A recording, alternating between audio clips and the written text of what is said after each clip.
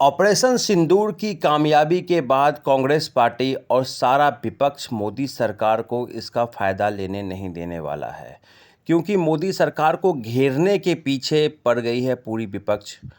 कल ही को दिए गए बयान में राहुल गांधी जी ने कहा कि नरेंद्र मोदी को फ़ोन आता है डोनाल्ड ट्रंप का कि नरेंद्र कर दो सरेंडर। क्या ये सही बात है? नहीं, क्योंकि विपक्ष का काम केवल नरेंद्र मोदी को पीछे करना ही नहीं बल्कि उनको नीचे गिराना रह गया है। पीछे करने की बात अभी फ़िलहाल मैं नहीं कर रहा हूँ। नरेंद्र मोदी के इमेज को डैमेज करने के लिए विपक्ष ये सारा काम कर रहा है। हाल ही में हर एक विपक्ष का नेता ऑपरेशन सिंदूर पे अमेरिका की डिप्लोमेसी के ऊपर सवाल उठा रहा है। अमेरिका क्यों इंटरफेयर किया इसमें ये सवाल उठा रहा है। बल्कि डोनाल्ड ट्रंप ने साफ कह दिया था कि मैं हर दोनों देशों से बात कर रहा था कि प्लीज़ ये युद्ध रोक दो, कहीं ये युद्ध परमाणु के स्तर पे ना पहुंच जाए। तो दोनों देशों ने एक दूसरे की बात करके सलाह मानी, ना कि डोनाल्ड ट्रंप के बात करके सलाह मानी है। क्योंकि सारे देश इस समय भारत को, पाकिस्तान को फ़ोन कर रहे थे, बात कर रहे थे कि कृपया ये युद्ध को रोक दें। तो अमेरिका ही नहीं बाकी सब देशों का भी इसमें साथ था कि सीज़ फायर हुआ है। इसमें भारतीय सेना के शौर्य और पराक्रम पे सवाल उठाना बिल्कुल अनुचित था।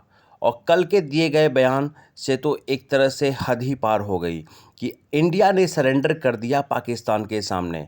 ऐसा प्रतीत हो रहा है राहुल गांधी के बयान से, बल्कि ऐसा बिल्कुल भी नहीं है। भारतीय सेना एक बहुत ही मजबूत सेना है और अपनी समस्याओं का समाधान करना वो खुद जानती है, ना कि वो किसी राजनेता के बस में है।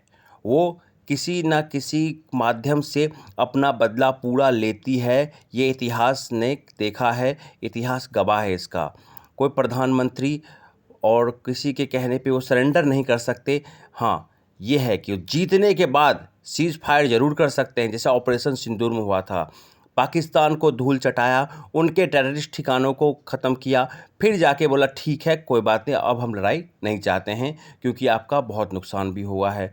लेकिन विपक्ष को ये मानने को तैयार नहीं है। संजय राउत, आम आदमी पार्टी, समाजवादी पार्टी, सब पार्टी एक साथ मिलके विपक्ष का रोल अदा कर रहे हैं। ऐसा रोल अदा कर रहे हैं कि वो अदा करते करते करते करते भारत की बदनामी करने में लगे हुए हैं।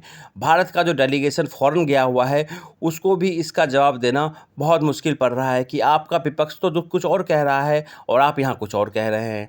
लेकिन ये सब राजनीति पे बात नहीं करनी चाहिए उनको, इन सब को छोड़ के आगे बढ़ना चाहिए। आप अपनी राय हमें कमेंट बॉक्स में ज़रूर बताएं।